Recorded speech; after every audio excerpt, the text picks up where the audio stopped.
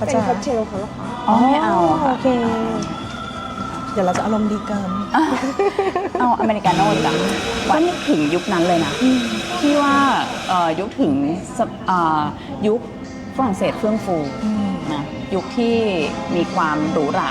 ทุกคนออกมางานมันมีความอย่างนั้นแต่ว่ามีดอกไม้เนาะใช่อ๋อเห็นขวดชาแนลแล้วค่ะก็น่าจะเป็นตัว number 22ค่ะเพราะว่าตัวนี้เป็นอีกอันหนึงที่เป็นสวัสดีค่ะสวัสดีทุกคนด้วยค่ะขอต้อนรับเข้าสู่ Diana's Perfume World วันนี้นะคะวันนี้ไดอาน่ามาอยู่กับพี่โบค่ะยินดีมากเลยน้องไดอาน่าบอกว่าพี่โบมาทำคลิปกับหนูหน่อยโอ้ยยินดีมากเลยน้องไดอาน่าทำคลิปน่ารักมากขอบคุณมากเลยพี่โบมือใหม่แต่ว่าทำดีมากเลยนะค่ะคอยดูช่องทำคลิปค่ะคอยดูช่องพี่โบตลอดแล้วก็มีความรู้สึกว่าเนี่ยพี่โบ passionate แล้วก็มีความชอบเกี่ยวกับน้ำหอมแล้วก็วิธีที่พี่โบพูดเนี่ยมันสื่อได้ถึงอารมณ์แล้วก็บางทีเนี่ยเราก็ไม่ได้รู้จักกลิ่นนี้แต่พอพี่โบฟังพี่โบพูดแล้วเนี่ยทำให้รู้สึกได้ว่าโอ้เราสามารถซื้อกลิ่นนี้ได้เพราะเราเชื่อว่าพี่โบอธิบายได้แบบว่าเข้าใจได้ดีมากอธิบายผิดบอกด้วยนะน้องไหมค่ะบางทีมีพลาดอธิบายดีมากค่ะวันนี้เราก็จะมาพูดถึงน้ำหอมแนวไหนค่ะน้ำหอมแนววินเทจค่ะวันนี้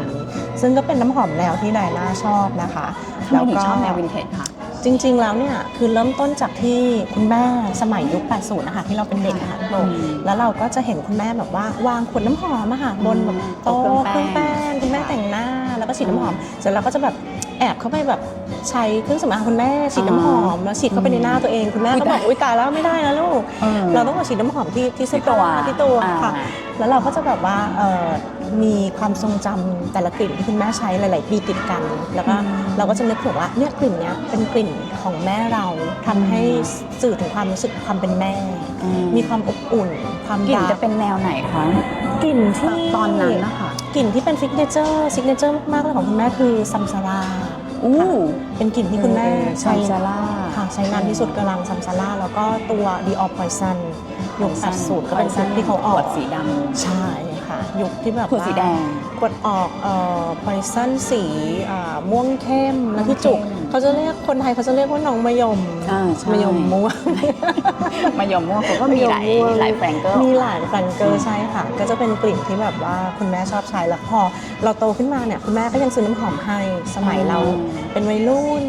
เราก็เลยมีความรู้สึกอุ๊ยเราอยากมีคอลเลกชันแบบคุณแม่ที่เขาสะสมมาเป็นแนววินเทจใช่ก็เลยชอบแนวนี้และใช้แนวนี้ตลอดเลยค่ะตั้งแต่เด็กเนี่ยนะคะประมาณวัยรุ่นเนี่ยก็ฟิตจิตั้งแต่แบบประมาณ16 17 18ขึ้นไปแต่ก็จะมีสลับกับกลิ่นโมเดิร์นช่วงยุค90ด้วยอย่างเงี้ยค่ะเพราะว่าคุณแม่เขามีอะไรออกมาใหม่พวกแบบเอสคาด้าอะไรก็จะซื้อมาให้ด้วยที่เป็นแบบลอนช์ใหม่ๆแต่ว่าด้วยความที่ว่าเราชอบกลิ่นแนวคลาสสิกเราก็จะไปใช้ของแม่อันนี้เขาเรียกว่ามันข้ามเวลามาได้เนาะtimeless จริงเลยค่ะมันไม่มีคำว่าสักยุคไม่มียุคไม่มีสมัยคือถึงแม้ว่าจะผ่านมาบางทีแบบ 4-50 ปีอะค่ะกลิ่นนั้นคนก็ยังตามหาอยู่จริงๆตอนแรกว่าจะเอา Chanel No. 5มาด้วยแต่รู้สึกว่ามันกลิ่นวินเทจไหมอ่ะพี่ว่ารู้สึกว่าเขาเป็นอมตะใช่ค้างฟ้าแล้วดาวดวงนี้ก็ไม่เก่านะไม่เก่าน่าจะ1920ก็1921ใช่ค่ะโอเคมาเราเริ่มกันเลยนะคะเริ่มกลิ่นแรกเลยเราสั่งน้ำกันก่อนไหมน้องคะสั่งน้ำกันเลยค่ะเผื่อคอแห้งเราจะได้มีกาแฟกินไปด้วยสั่งน้ำค่ะขอเมนูน้ำหน่อยวันนี้เดี๋ยวน่าจะยาวได้น้ำเปล่าอันนี้อะไรอ่ะน้ำเปล่าน้ำแข็งเนาะลาเต้ไอซ์ลาเต้โอเคแล้วตอนนี้เราอยู่ที่ร้านพาต้าแพนเนชั่นค่ะเดี๋ยวเราก็จะเป็นค็อกเทลเขาหรออ๋อไม่เอาโอเคเดี๋ยวเราจะอารมณ์ดีเกินเอาอเมริกาโน่ดีกว่าค่ะหวานน้อยเย็นนะคะแล้วก็ลาเต้เย็น2นะคะแล้วก็น้ำเปล่าน้ำแข็งตรงนี้ได้เผื่อไปก่อนเราเริ่มกันที่ตัวไหนดีคะคืออยากจะพูดถึงพอพูดถึงว่ากลิ่นที่รักไม่สุดของวินเทจก็น่าจะเป็นตัวซัมซาร่าตัวอันนี้คือขวดแรกๆเลยปะคะเป็นช่วงแรกๆเลยค่ะจริงๆแล้วเนี่ยซัมซาร่ามันก็จะมีขวดคือขวดที่เขาแบบวินเทจมากๆเลยก็จะเป็นประมาณนึงอันนี้เก่ากว่าเหรออันนี้เก่ากว่าแล้วก็อันนี้เนี่ยคือเหมือนกับว่าขวดที่คุณแม่เขาเก็บมาตั้งแต่ตอนนั้นเลยที่เขาใช้แล้วเขาก็เหมือนขวดสุดท้ายของเขาเนี่ย ใช่ปะคะ ยังใช้ไม่หมด เราก็เลยบอกว่าเราขอมาเก็บเป็นที่ระลึกนะ แบบว่าเป็นความทรงจำ ไม่กล้าเปิด เอาเลยค่ะพี่ ขวดยังดีอยู่เลยเนาะทุกสิ่งอย่างเลย เอาตัวแบบว่าวินเทจฟอร์ อัน มู นี้ ล่า ตัววินเทจเลยนะคะ ใช่ ขอบคุณค่ะ ลองดูแล้วพอดมปุ๊บแล้วนึกถึงอะไร ก็นึกถึงยุคนั้นเลยนะที่ว่ายุคถึงยุคฝรั่งเศสเฟื่องฟูนะยุคที่มีความหรูหรา อ่า ทุกคนออกมางาน มันมีความอย่างนั้น แต่ง แต่ว่า ตัว มีดอกไม้เนาะ ใช่ค่ะใช่ค่ะแล้วก็ตัวแซนด์วูดเขาก็จะค่อนข้างเป็นตัวเมนโนตที่แบบว่าเป็นหลักของเขาเลย ก็คือตัวไมโซแซนด์วูดที่สมัยเนี้ยคือเป็นอินกรีเดียนที่หามาใช้ในน้ำหอมยากและแพงมาก ไม่เหมือนแซนด์วูดที่เราได้กลิ่นกันเดี๋ยวนี้เนาะ ใช่ ต่างกันลิบเลยค่ะ ค่ะรู้สึกว่ามีความ natural แล้วก็มีความแบบวอร์มมีความอบอุ่นนุ่มนวล นุ่มมาก ใช่ อันนี้ตัวดั้งเดิม ตัว เหมือนกลิ่นไม่เพี้ย ล น องเทียบกันที่แบบว่าตัว เก็บ ที่ใหม่ รักษาน้ำหอมยังไงคะไว้ด้านนี้ก็ได้อะ ก็คือว่าปกติแล้วเนี่ยเราก็จะเก็บเขาไว้ในตู้เนาะแล้วก็ไม่โดนแสงแดดไม่โดนความชื้นแล้วก็พยายามอยู่ในมุมที่เอ่อไม่มีความเปลี่ยนแปลงอากาศมากเท่าไหร่แล้วก็พอเราหยิบเขาออกมาใช้ปุ๊บเราก็เก็บเข้าไปเหมือนเดิมแล้วก็พยายามที่จะแบบซีลฝาให้แน่น นั่นก็คือการรักษาน้ำหอมที่ อันนี้เป็นการเก็บรักษาน้ำหอมที่ ใช่ ดีที่สุดนะคะ จริงๆแล้วก็คือข้อแรกไม่โดนแดด ไม่โดนแสง แม้กระทั่งนีออนก็ควรเลี่ยง ใช่ แต่มันบางทีมันก็เลี่ยงไม่ได้เพราะอยู่ในห้องเรา ใช่ค่ะ แล้วก็ไม่ร้อน อืม แค่นี้จริงๆก็พอแล้ว โอเคแล้ว พอแล้ว แต่ว่าอีกข้อหนึ่งค่ะ ไม่อับ ใช่ ตู้บางคนอ่ะหาตู้มาแล้วก็ปิด ปิด ทึบเลย อืม ซึ่งทุกคนคะอันนี้มันคือน้ อืม ำเนาะอันนี้มันคือน้ ใช่ ำมันมีการระเหย ซึ่งถ้าทึบเกินไปมันก็อาจจะเป็นไอน้ำอย่างที่คนบางคนบอกมีไอน้ำที่คอขวดแล้วก็กลิ่นก็เพี้ยนมีนะคะ บางคนไม่เข้าใจก็ไปเก็บแบบเก็บเป็นสมบัติอย่างดีเลย เพราะว่ากลัว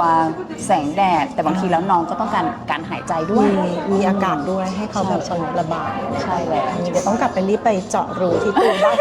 ด้านหลังของเรา ตู้รั่วหน่อย อุ้ยสองอันนี้ต่างกันค่ะ ค่ะ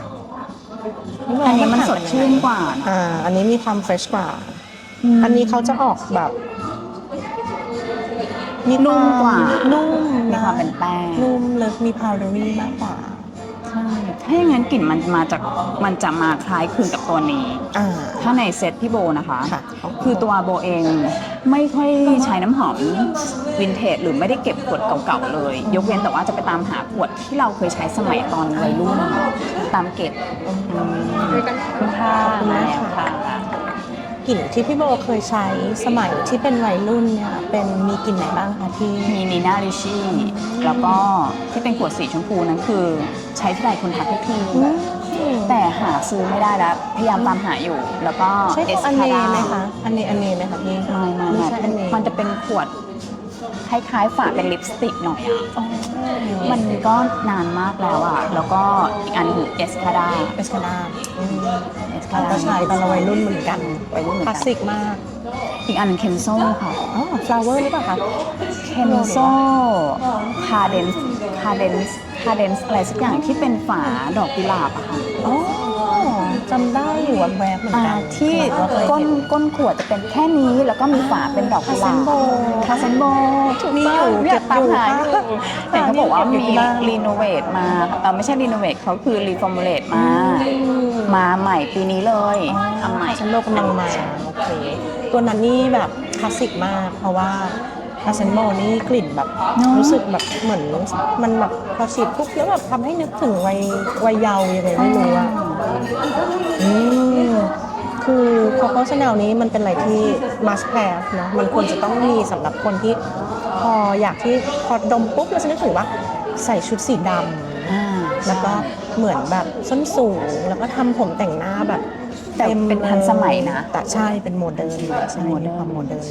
แต่เขาเป็นคลาสสิกนะคะ ใช่เขาจะต่างกับเกลือแรงตรงที่เมื่อกี้เนี่ยเขาจะเป็นความนุ่มนวลเนาะเกลือแรงแต่อันเนี้ยชาแนลเขาทำตีโป่งอะกลิ่นโปร่ง ใช่ไม่ถือ ๆมีความ ถือ โอเรนทัล ใช่โอเรนทัลเหมือนมีความแอมเบอรี่โชโคนี่คือชอบมากแล้วก็คุณแม่ก็ใช้อยู่ ใครเคยไปเทสบ้างคะทุกวันนี้ยังมีอยู่นะ ยังอยู่ แต่ว่าพนักงานจะไม่ค่อยหยิบมาเทสให้เรา เพราะ เขาจะแบบว่ามี เขา กลิ่ จะ น รู้ ให ว่า ม่ เขาจะรู้ว่ากลิ่นนี้คือคนดมก็จะแบบน้อยคนที่จะชอบ ๆที่จะเข้าใจกลิ่นเขา จ แต่ ริง ว่า ๆกลิ่นดีนะ ดีมากโคโค่นี่คือก็มีถ้าจะแบบว่า extract EDT EDP อะไรอย่างงี้ชอบมากสะสมอยู่ ขวดเขาก็สวย ค่ะหมด อัน ส นี้ วย ก็เป็น มาก โค เลย โค่นะคะกลิ่นแนว ใช่ วินเทจที่โบคิดว่าวินเทจที่สุดแล้วอ่ะ ค่ะ อืม โคโค่น่าจะ80ยุคประมาณกลางๆ80 แต่เขาก็ยังขายอยู่นะคะ ขายอยู่ ยังผลิตอยู่ใช่ ซึ่งจริงๆอันนี้เป็นตัวโอเดอร์ตัวเล็ก EDT แต่ถ้าเป็นโอเดอร์เพอร์ฟูมอ่ะรู้สึกว่าจะมันแน่นไป แน่นกว่าใช่ค่ะ อันนี้ยังคือแบบยังมีความสไปซี่แล้วก็ อ่า โปร่ง แล้วมี สด ซิ ชื่ ตัส กว่า ในท็อป ใช่ มากกว่า ใช่ ใช่ทำให้รู้สึกสบายๆแล้วขอกาแฟด้วยนิดหนึ่ง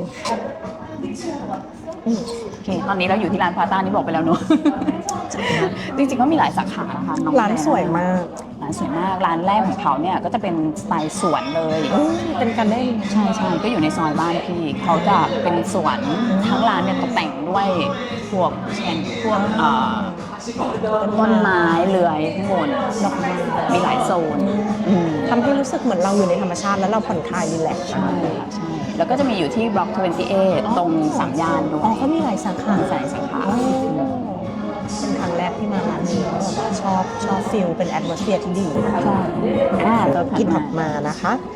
คิดว่าน่าจะมาที่ตัวนี้เลยดีกว่า คือ เป็ เป็น น สวยมากๆเลย ตัวลานชั้นเดโรมนะคะ ตัวนี้ก็จะเป็นวินเทจฟอร์มิเนชั่น ค่ะ โอเคชิมให้เราดมนิดหนึ่งมากพี่โบลองดมแล้วมีความรู้สึกว่าชั้นเดโรมของเกอร์แลงนะคะตัวชั้นเดโรมที่เป็น EDT มีความสดชื่นเป็นฟรุตตี้เหรอคะ ค่ะมีความกรีนมีความเขียวแล้วก็ซิตรัสแล้วก็มีตัวแบบฟลอรัลต่างๆมันเหมือนเราดมแล้วเราเหมือนเข้าไปอยู่ในการเด้นที่มันฝนตกจากในแบบความรู้สึกที่เราดมนะคะ แล้วก็จะมีความเขียวมีตัวแบบฟุตด้วยมีผลไม้ด้วยใช่ค่ะ แล้วก็ตัว EDT เขาก็จะต่างไปเลยนะแต่ตัว EDT เนี่ยโปร่งแล้วใสสปาร์คลิ่งแล้วเป็นกลิ่นที่แบบว่าเหมือนแบบทำให้เราแฮปปี้มากเลยอ่ะเหมือนแบบวันไหนที่แบบฝนตกอะไรเงี้ยค่ะจะชอบใช้ตัวนี้มากเลย แต่เขาก็ยังมีอารมณ์เป็นแป้ง ใช่เพราะว่าคือพอไดดาวปุ๊บเนี่ยตัวเกอร์ลานเขาเนี่ยจะมีซิกเนเจอร์ของเขาก็คือไอตัวเกอร์ลนาดที่มันจะอยู่ในไดดาวชัดมากค่ะพอเขาได้ดาวปุ๊บมันจะมีความคล้ายๆกันในหลายๆตัวที่เขาใช่ที่เขาเกลี่ยแต่ตัวนี้ ๆ อันนี้จะต่างกับตัวแรกคืออันนี้มีความเป็นฟรุตตี้แล้วก็ซิตัสตอนแรกเปิดมาเนาะแต่ว่าไดดาวเราก็จะนิ่มๆนุ่มๆ ใช่นิ่มนวลใช่คล้ายๆแต่นี่จะหนัก ไม่ฉุนเลยเนอะ ใช่ไม่ฉุนกลิ่นนี้ดีมากเลย คือเป็นอะไรที่แบบว่าค่อนข้างทำตอนแรกเราก็แปลกใจว่าเหมือนดูขวดปุ๊บเนี่ยเราก็แบบไม่ได้คิดอะไรมากแต่พอมาฉีดปุ๊บกลิ่นนี้ดีจริงๆโอเค โอเคยังอยู่ที่เกลือแรงเหมือนเดิม ก็แรงใช่บ้านเขามี ตัว ดี นี้ เยอะ ตัวนี้เป็นโรสบาแบร์นะคะโรสบาแบร์ก็ตอนตอนแรกไม่จริงๆ พี่ไม่ชอบขวดนี้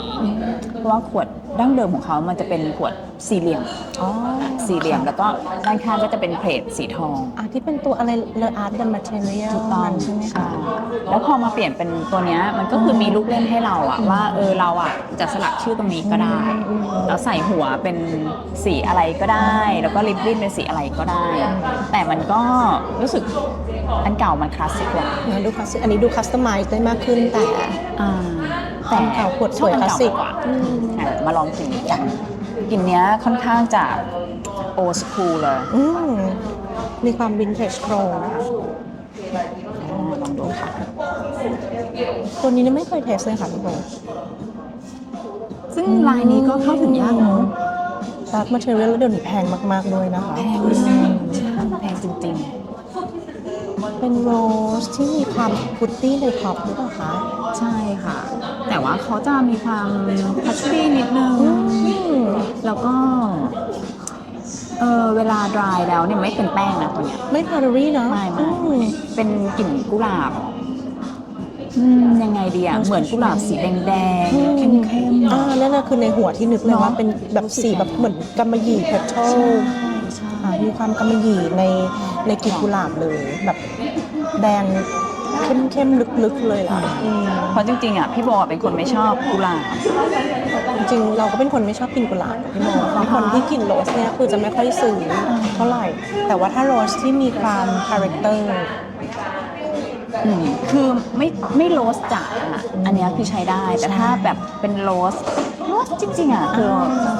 ไม่ชอบ ใช่ถ้าอย่างเป็นแนวแบบโรสที่มีความฟรุตตี้หรือโรสที่มีความแบบชมพูหรืออะไรที่มันใสๆปุ๊บเราจะไม่ค่อยชอบใช้ กินเนี้ยคือมันคือมันไม่ถึงขั้นเป็นสวนกุหลาบเนาะ ไม่ถึงกับเป็นแบบมาทั้งสวนหรือเป็น English Rose ก็ไม่ใช่แต่ว่ามีความแบบ มันมีความคุณนายนิดนึง มีความ luxury เนาะ ใช่มีความเป็นแบบว่าผู้หญิงที่มีอายุนิดนึง แล้วก็ถือกระเป๋าแบบกระเป๋าหนังที่แบบว่าราคาแพงแล้วก็ใส่ชุดแบบเนีย มีคนเดินตาม ใช่ถือกระเป๋าไฮ ลักชูค่ะ ลักชู ตัว ค่ะ นี้น ลักชูติดเลยโอเคต่อไป ยังอยู่ที่เกินแรง อยู่ที่กระแรงค่ะ ชอบเหรอคะชอบแรง คือบ้านนี้รู้สึกว่าทำคลาสสิกออกมาหลายตัวที่มันเป็นดาวค้างฟ้าแล้วไม่ตก แล้วก็อาจจะแนวสายวินเทจเนี่ยคือคนที่ชอบสะสมเขาก็จะมีเกลือลานกันเยอะ ซึ่งเหมาะกับลุคของน้องแดน่ามากๆเลยนะคะ แล้วดูขวดพี่อะเคยซื้อเอาแต่ว่า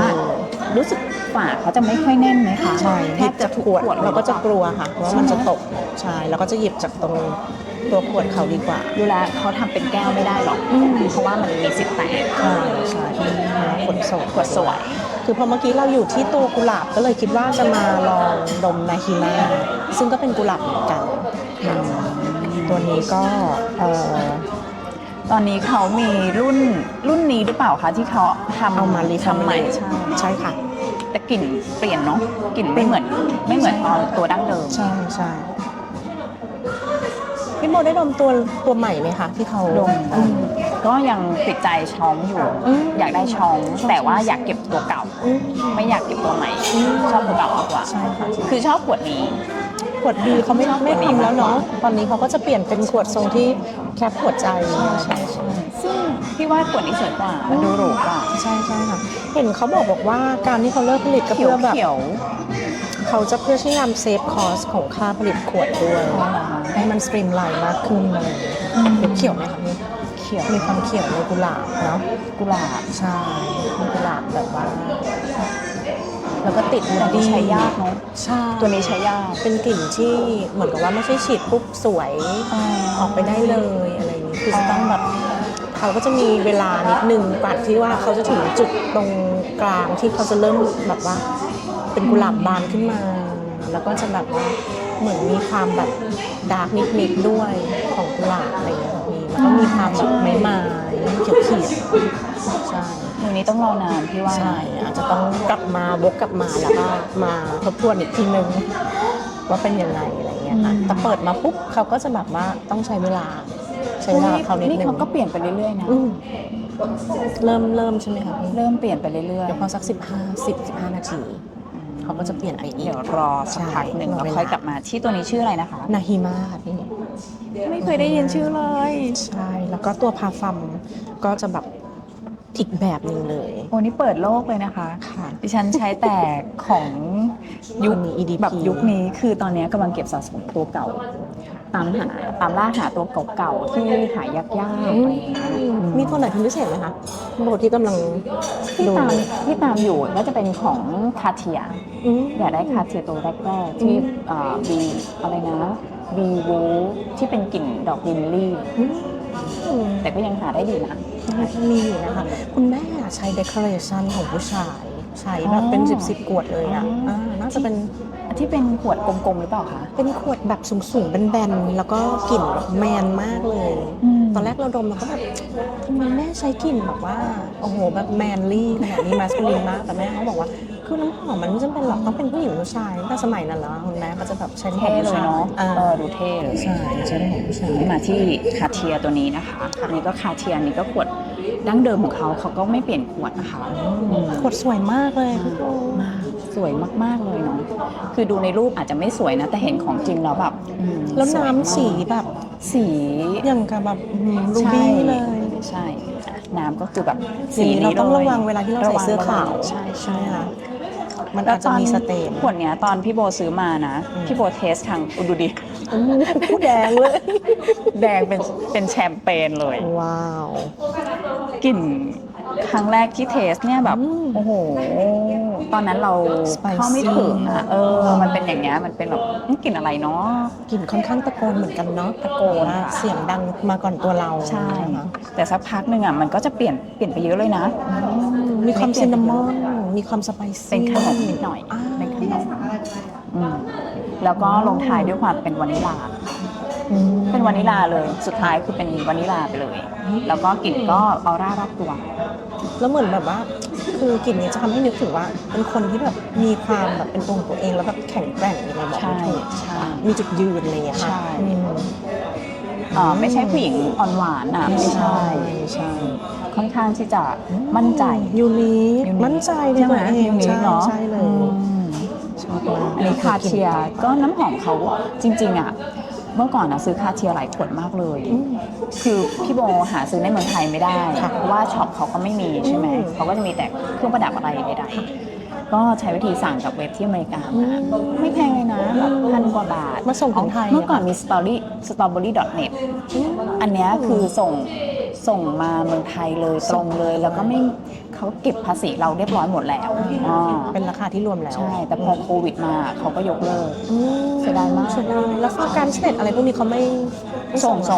ไม่ส่งค่ะพี่โบต้องส่งไปบ้านเพื่อนแล้วให้เพื่อนส่งมา อ่า จะยุ่งยากนิดนึง ใช่แล้วก็ จะ ทำ ใช้ เป็น วิธีอย่างนั้นใช่ ใช่ นั่นแหละ ค่ะ ก็ตามหาอยู่ในสปาร์กแอนเน็ต อ๋อ แล้วก็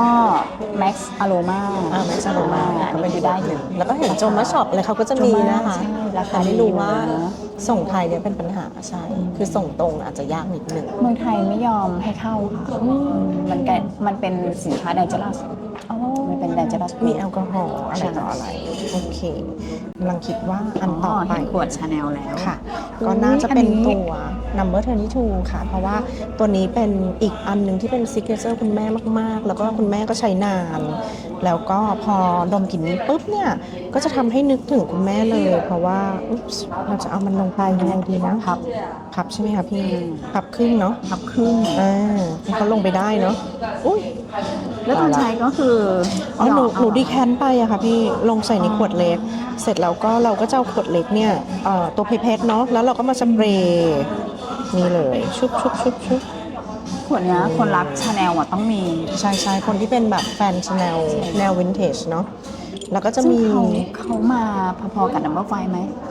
รู้สึกเขาจะมาหลังนะ จะมาหลังเนาะ รู้สึกจะมาหลังแบบว่าฝ่ายใช่ อ๋อคือนัมเบอร์ไฟอ่ะเกิดก่อนอันดับแรกเลย แล้วก็ ใช่ ตามมา ด้วยเบอร์อื่นๆใช่ค่ะจะมี หอมมาก มีโครงนัมเบอร์ไฟไหมพี่พอดมปุ๊บเราให้ มี ความรู้สึกโครงนิดๆของเบอร์ห้า นัมเบอร์ไฟแน่นกว่า เขาจะแบบเขาจะแน่นอ่ะเขาจะมีเป็นความฟูลบอดี้อ่ะ ใช่ แต่ตัวเนี้ยเขาจะเบากว่า เบากว่า แล้วก็ เบอร์ห้า มีความแบบ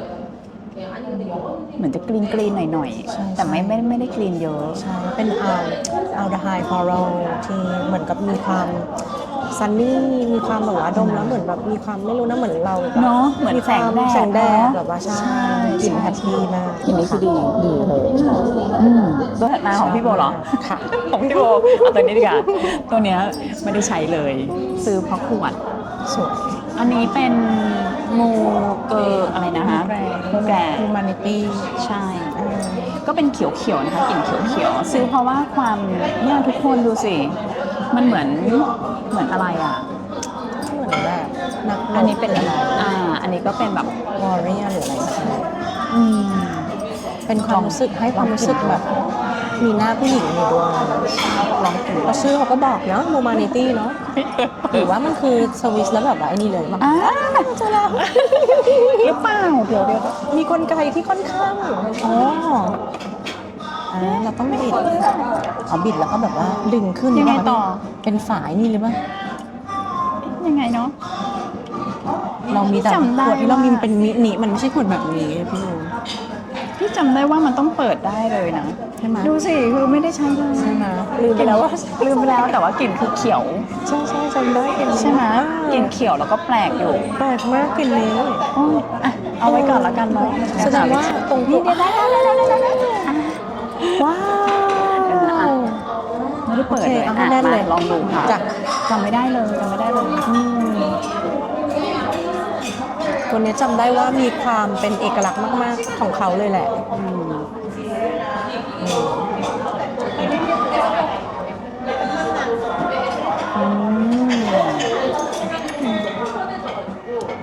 เริ่มตึกขึ้น ปึ๊บแล้วก็เขามีความเค็มเหมือนเป็นทะเลเนาะ เป็นเกลือ ใช่ค่ะ มีความ เป็น ซอล เป็นกลิ่นแบบเหมือนแบบมหาสมุทรแล้วก็แบบจำได้ว่ากลิ่นนี้เหมือนมีตัวซีวีดแล้วก็คาเวียร์ใช่ไหมคะพี่ ใช่ ตัวสาหร่ายตัวคาเวียร์ กลิ่นแปลกมาก ใช่กลิ่นแบบนี้ไม่ค่อยมีนะ ไม่ค่อยมีคนทำแล้วแบบนี้เพราะมูแกเขามีความกล้านะในการสร้างสรรค์อะไรต่ออะไร เอ่อพอมาถึงตอนเนี้ยจำได้ว่าที่ไม่ใช้เลยเพราะว่ามันแปลก พอมาถึงตอนเนี้ยรู้สึกว่าเฮ้ยทำไมมันดีจังโอ้ นี่ เห มั มือน น มา กับว่า ใช่เราดีมากนะคะพี่ ใช่ อืมตอนนั้นคือคงเข้าไม่ถึงเลยนะ ใช่ เราคงต้องพัฒนาการดมน้ำหอ การ ม ดมจมูกด้วยอะไรต่างๆเขาจำได้ว่าสมัยที่เป็นเด็กอะค่ะแล้วคุณแม่ขึ้นรถมาเนี่ยฉีดพอยซันแบบตึ๊บเต็มรถเราก็จะแบบเปิดแล้วก็แบบเหม็นมากเลยนะ แต่ว่าโตขึ้นมาเราก็รักมากเลยกลินนี้ใช่ พอยซันนี่เป็นเอกลักษณ์เลย จริงดีมากเลย เนาะโอเค เดี๋ยวจะลองใช้ดูค่ะ ค่ะ เพราะว่า เดี๋ยวกลับมาใช้ เราก็จะเก็บน้ำหอมแบบไม่ให้โดนแสงเท่าไหร่ รักษาเขาอย่างดี จริงๆสีก็จะเปลี่ยนสีจะเฟดแล้วเนาะ อาจจะเป็นเพราะว่าอินกิเดียนมันพอนานผ่านไปเนี่ยค่ะพี่ทำให้เกิดการเปลี่ยนสีอะไรต่างๆด้วย ทีนี้ดี ดี ทีนี้ดีมาก มาก ดีมาก ดีมากจริงๆ โดยส่วนตัวก็ไม่เคยคิดว่าเราชอบกลิ่นนี้ เพราะว่าจริงๆแล้วเคยลองมินิแล้วก็แบบว่าเฮ้ยกลิ่นนี้แปลกมากเลยอ่ะไม่คิดว่าจะใช้ได้ทุกวัน แต่พอมาดม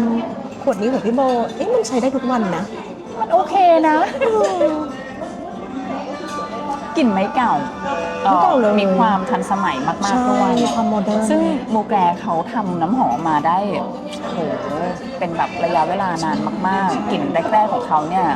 คือตอนที่สะสมน้ำหอมใหม่ๆนะจะต้องมีชื่อเขาชื่ออะไรนะแองเจิลใช่ไหม Angel แองเจิลนี่คือทุกคนต้องรู้จัก ใช่ใช่กัวมันตัวแรก ใช่แล้วก็เป็นกลิ่นที่ออกแนวตะโกนที่สร้างชื่อให้เขา ใช่ แล้วก็ใช้ยากช่วงแรกๆเราก็คิดว่า Angel มันแรงมากๆ แต่พอมาโตขึ้นมาหน่อยเรารู้สึกว่า Angel นี่คลาสสิกมากๆชอบมาก อันนี้ก็ตามเก็บควรจะเก็บ วินเทจใช่ไหมคะพี่ ใช่ วินเทจ Angel เป็นเพจ โอเคต่ โอ้โหเห็นขวดแหลมนั่นคาเทียปะคะ อันนี้ก็ยังกระลา อ๋อก็ได้ เป็นบ้านที่แบบว่า รุ่นไหนอะคะ ตัวนี้เนี่ยเป็นมิซูโกะแต่เป็นมิซูโกะตัว EDC ค่ะพี่เป็นตัวโคโลนนะ ตัวนี้เขาถึงยากมาก ใช่ แล้วก็ตัวนี้เนี่ยคือจริงๆ แล้วเนี่ยเขามีหลายรุ่นหลายปี แล้วก็ ขวดเขาแบน ใช่ใช่อย่างนี้ดีไหมครับพี่ มีหลายรุ่นหลายปี ใช่หลายรุ่นหลายปีค่ะพี่ แล้วก็มีทั้ง EDP EDT EDC แล้วก็ X-ray แต่กลิ่นเนี้ยคือเป็นจริงๆ แล้วเป็นกลิ่นที่ทำให้นึกถึงคุณแม่สามี เพราะว่าชื่อเดียวกัน อ๋อ คุณแม่สามีเป็นคนญี่ปุ่น ญี่ปุ่น ใช่ อืม คือเป็นกลิ่นที่แบบว่าจริงๆ คนในกลุ่มวินเทจเขาก็จะบอกว่าตัวนี้เป็นมาสเตอร์พีซ ค่ะ ของตัวcategory ship ที่เป็นมีความค่อนข้างอกมอสกรีนอะไรประมาณนี้ค่ะ แล้วก็คือตัว concentration ที่ชอบโดยส่วนตัวจะเป็นตัว EDC ค่ะพี่ เพราะว่ามันจะโปร่งแล้วก็มีซีทัสเยอะ อันนี้เป็น EDC เป็นโคโลนใช่ คือพอ EDT เขาก็จะแน่นขึ้นมานิดนึง EDP ก็จะแบบบางทีมันเยอะไปอ่ะมันฉีดกึ๊บแรกเลยเนี่ยเราต้องให้เขาแบบสักชั่วโมงหนึ่ง มันจะแน่นๆ ที่เราจำได้ว่าไปเทสที่เคาน์เตอร์แล้วอ่ะกลิ่นเนี้ยเป็นกลิ่นที่วางทิ้งแปลกมากเลยแต่พอมาดมอันเนี้ยคือมันหอม ตัวที่เทสเป็นตัว EDP น่าจะใช่ค่ะ ตัวที่เขาน่าจะรีฟอร์มูลเลตแล้วอ่ะแล้วก็รู้สึกว่าแปลกมากอ่ะ มันไม่ใช่ที่เราชอบที่เราชอบ แต่อันนี้คือดีเลยนะตัวเนี้ยอ่อนโยนกว่าเยอะเลย ใช่ค่ะใช่ค่ะ ใช้ง่ายแล้วก็อาจจะไม่ได้ติดทนในความร้อนบ้านเรามาก แต่ถ้าเราอยู่ข้างในเราไม่ได้ร้อนมากก็ทั้งวันได้อยู่นะใช่ ของพี่โบอ่ะตัวสุดท้าย ว้าว ตัวเนี้ยดูสิคะขวดลอก แบบ ตัวนี้ไม่รู้เลยว่าห ว่า น้าร้อนปีนี้เลยค่ะเพราะเขาเป็นกำมะหยี่เนาะขวดจริงๆแล้วอ่ะสวยมากๆเลยอ่ะถ้ามันไม่ลอกนะ ก็เป็นตัวที่โบรู้สึกหรูหราที่สุดในความรู้สึกนะคะ มีความร่ำรวยฟู่ฟ้าเขาชื่อว่าโอเปร่า ตัวนี้คือกระตะโกนชัดเจน แล้วก็เป็นการทิ้งกลิ่น เราไปทิ้งกลิ่นไม่ตามเราไป เรานั่งตรงเนี้ย ก็จะยังอยู่ เขาจะยังอยู่ คนจะเดินกลับมาว่าบอกฉันรู้ว่าเธอมาตรงนี้นะ เหมือนวิญญาณ วิญญาณทิ้งไว้อยู่ ลองดูค่ะ ตัวนี้ไม่เคยลองเลยค่ะพี่โบแต่ว่าโอ้คือแค่ชื่อนี่ก็สยบละเพราะว่าคือโดยส่วนตัวเราเป็น อยากได้ความรู้สึกน้องไดอาน่านิดหนึ่งกลิ่นนี้เป็นไงคะ เป็นกลิ่นที่นึกถึงว่าญาติเราที่เป็นเหมือนแบบแนวคุณป้าแล้วที่แบบว่าเหมือนถือกระเป๋าแบบแต่งตัวแบบเต็มผ้าไหมแล้วก็มีคนเดินตามถือกระเป๋าให้หรืออะไรอย่างนี้เลยอ่ะมีคนขับรถแล้วก็เป็น ไปกินได้ฟรุตก็เป็นฟรุตตี้หน่อยนะ ใช่ ฟรุตตี้ออกมาให้มันรู้สึกว่าใช้งานได้ แต่พอสักพักหนึ่งอ่ะความฮารูฮาราตะกุยตะกายอะไรมันก็ออกมาเรื่อยๆ มากเลย มีความดัก นาใช่นิดนึงนี่เป็นเลตเตอร์หรอคะพี่หรือว่า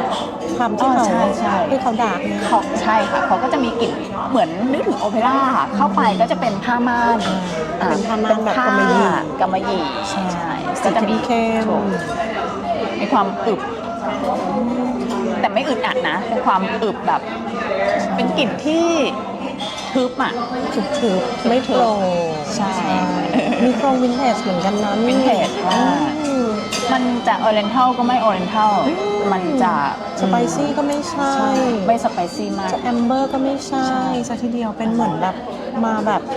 รวมกันทั้งหมด ใช่รวมกันหลายอย่างเลยก็อันเนี้ยเข้าถึงยากพอสมควรใช้ เขาเป็น ยาก คนที่ต้องเข้าใจน้ำหอมมาสักพักนึงเหมือนกันนะคะกลิ่นนี้ต้องแบบว่าเหมือนแบบ เราก็ต้องกล้าใช้ด้วย ใช่ ต้อง ถ้าก เป็น ล้า แบ ใช้ บ15-16อะไรเงี้ยอาจจะไม่ อ๋อ ไม่ได้เข้าใจกลิ่น ไม่ได้ นี้เท่าไหร่ ไม่ได้ อาจจะไม่รอดด้วยค่ะ ไม่ผ่าน ใช่เดียวมองหน้าเราได้ดมกลิ่นเฮ้ยมันไม่เข้ากันไม่เข้ากับรูปร่างนะคะ ใช่โอเค เกอร์แรงตัวสุดท้าย เกอร์แรงค่ะวันนี้เรามาแบบเกอร์แรงแบบว่าเน้นๆเลยก็คือตัววอลเดอรี่ค่ะ แปลกๆทุกตัวเลยทุกคน อันนี้คือพี่โบเปิดโลกที่สุดแล้ว ตัวนี้เป็นตัวคโลนนะคะ แล้วก็พอดีว่าเขามีสต็อปเปอร์อยู่จึ๊บนิดนึงเดี๋ยวขอแกะเขาออกนิดนึงคือตัวนี้เนี่ย อันนี้น้องไดน่าไปซื้อที่ไหนคะ อ๋อ F ค่ะพี่ เอาจริง F กลุ่มวินเทจบ้าง หรอ แต่ว่าเมอร์คาริสแปนพี่โบเคยลองดูไหมคะราคาดีมากเมอร์คาริสแปนจริง ๆ แล้วคือแต่ก่อนน่ะตอนที่สมัยอยู่ที่อเมริกาก็จะเป็นพวก eBay หรือว่าเมอร์คาริที่อเมริกาเนาะ อีเบเพื่อนพี่ไม่ยอมให้ซื้อสักทีคือบางทีบอกว่าแกซื้อให้หน่อย ไม่อีเบฉันไม่ซื้อให้เขาบอกว่าปลอมเยอะอะไรอ ใช่ ย่างเงี้ ค่ะ ย ใช่ค่ะของปลอมเยอะเพราะว่าเคยเจอ eBay ปลอมหลายครั้งอยู่ น้ำหอมเนี่ยนะคะ น้ำหอมค่ะ ทั้งที่ไม่ใช่กลิ่นที่ผ่านแบบแมสก็ยังปลอมเหรอ ใช่ปลอมคือปลอมแบบมีอยู่ครั้งนึงซื้อมาขวดหนึงแบบ200 เหรียญพอแกะออกมาคือแบบรีบออกหมดน้ำไหลออกหมดแทบจะไม่เหลือเลยเราก็บอกว่าแล้วขวดก็ไม่ใช่เราก็แบบต้องแบบเหมือนรีเทิร์นกับเขาไปเลย แต่เขาก็ทำให้นะคะทำรีเทิร์นรีฟันให้ ชอบกลิ่นนี้ที่สุด มอเดอร์รี่ มันมีความเป็นไม้เป็นแบบต้นสน ใช่ค่ะ เหมือนว่าจะเป็นป่านิดนึง อันนี้เป็นบูดดี้เป็นบูดดี้ แล้วก็เขาไม่แป้งเยอะ ใช่ใช่แต่ก็ยังมีคงความเกลานที่เป็นแบบตัว DNA ของเขาด้วย มีความวินเทจ ใช่ ก็สมกับความเป็นกระลังเนาะ ตัวนี้คือชอบมากที่สุดในทั้งหมด ใช่ ที่ ใช่ พี่ เดี๋ยวขอไล่ดมก่อนอันนี้เนาะ ได้ อันนี้ของคนนี้ เราต้องลอง อันนี้คนนี้ อ่า อันนี้อะไรนะคะ อันนี้แป้งอันนี้คือชาแนล น่าจะอันนี้นะคะ ชาแนลหอมสุด อืม อันนี้ เนี่ย คือผู้หญิงคนนี้ ตัวนี้เขาเปลี่ยนแล้วนะคะพี่โบจากที่ตอนแรกเรามองว่ามันเป็นแบบเขียว แปลกๆใช่ไหม ๆรู้สึกมาว่ามันเปลี่ยนไปเยอะนะ เปลี่ยนไปเยอะ ตัวโรสเปลี่ยนไปเยอะ อันนี้เข้าถึงยากนะคะ น่าดีมาก อันนี้ก็ดีน่าจะชอบตัวนี้สุด ตัวนี้มากที่สุดเราดู เหมือนตอนท้ายๆเขามีวานิลลาเหรอคะ ใช่ค่ะมีวานิลาแล้วก็จะมีตัววูดดี้โนตอะไรต่างๆเราดูตัวนี้นี่ก็แบบว่าหลายคอนเซนเทรชันก็ลองมาแล้วรู้สึกว่าชอบตัวนี้มากที่สุด BT EDP extract อะไรเงี้ยมันก็จะแบบมันจะในการใส่มากนิดนึงในการที่เราจะแบบว่าเข้าใจอะไรแต่ตัวเนี้ยคือพอออกมาปุ๊บแล้วก็เหมือนเขาก็จะคลี่ออกมาให้เป็นกลิ่นวูดดี้พาวเดอรี่ได้เลยใช่ สองกลิ่นนี้ก็เรียกว่าเป็นกลิ่นที่เหมือนจะใช้ยากแต่ใช้ไม่ยากเลยนะ แต่ สำหรับ รู้สึก คนที่ชอบแนวกลิ่นที่ไม่ตะโกน พวกนี้คือไม่ตะโกนเลยใช่ไหมคะ ใช่ไม่ได้ตะโกนมากไม่ได้คิดว่าน่าจะตะโกนมากสุดก็น่าจะเป็นตัว EDP อันนี้นะคะ ตัวซัมซาร่าแต่จริงๆแล้วเขาก็มีความนุ่มนะพอเขาได้ดามไปแล้วเขาก็จะนุ่มละมุนเหมือนกันใช่ แต่ถ้าฉีดเยอะโอเวอร์สเปรย์เนี่ยก็จะอาจจะแบบมีมองบนได้คนข้างๆมองบนค่ะ แล้วน้องไดน่าชอบขวดไหนคะ ในทั้งหมดนะคะ วันนี้อยากจะบอกว่าตัว Womanity เนี่ยคือเป็นตัวที่เซอร์ไพรส์มากๆเลยอะเราแปลกใจมากว่า ใช่ ไม่คิดเลยว่าเขาจะดี เพราะว่าบอกตามตรงอย่างที่ซื้อมาก็คือซื้อเพราะขวดจริงๆ อยากได้ขวดเนี้ยมันมีความแปลกที่สุดในขวดที่เรามีก็เลยขอเก็บสะสมขวดละกัน แล้วก็พอมาก็แปลกจริง ตัวนี้ทำให้นึกถึงเพื่อนเพราะว่ามีเพื่อนคนหนึ่งอะค่ะสมัยที่เขาอยู่ที่อเมริกาเขาฉีดกลิ่นนี้เพื่อไปประท้วงเรียกเสรีภาพของสตรีเพราะว่า Womanity ชื่อ Womanity ก็เลยนึกถึงว่าความเป็นผู้หญิงแล้วก็ความ แต่เป็นผู้หญิงแกร่งนะ ใช่ เพราะว่าเขามีคาแรคเตอร์ที่ชัดเจนเลยอ่ะ คือมีความเป็นทะเล ใช่ทะเล มีความสดชื่น แต่ว่า จริงๆ fresh ด้วย ใช่ไหม fresh มีความโอโซนิกบอกไม่ถูกที่ความเป็นแบบเหมือนกลิ่นทะเลแล้วแต่ว่าสดชื่นแล้วก็เป็นตัวเค็มๆของตัวสาหร่าย แต่ว่าไม่ใช่ว่าแบบสาหร่ายแบบเหม็นๆนะคะอันนี้ก็เป็นสาหร่ายแบบ กินดี ลักชัวรี่หอมมากๆ อันนี้กินดีค่ะ กินดีจริงๆอืม ชอบมากเลยค่ะเซอร์ไพรส์มากตัวนี้คือตัวที่ชอบที่สุดวันนี้เลยขอบคุณ ก็คนละแนวกัน ใช่ อันนี้ก็จะน้ำนวลแต่อันนี้ก็ของพี่โบเนี่ยไม่ได้เก็บแนว มีหลายแนว ไม่ได้เก็บแนวแบบเป็นเทจจ๋า แต่จริงๆก็มีหลายตัวนะคะที่น่าสนใจมากคนนี้ ที่พี่โบชอบที่สุดก็คือเป็นโอเปร่าเนี่ยแหละเพราะว่าตัวนี้มันเป็นกุหลาบไงแล้วเรารู้สึกว่าเราไม่ชอบกุหลาบเราก็เลยไม่ค่อยชอบเท่าไหร่ ส่วนตัวจริงๆก็เป็นคนไม่ค่อยชอบกุหลาบมากค่ะแต่ตัวนี้นี่เป็นกุหลาบสไปซี่แล้วก็มีความดาร์กนิดนึงขอบคุณมากเลยค่ะพี่โบ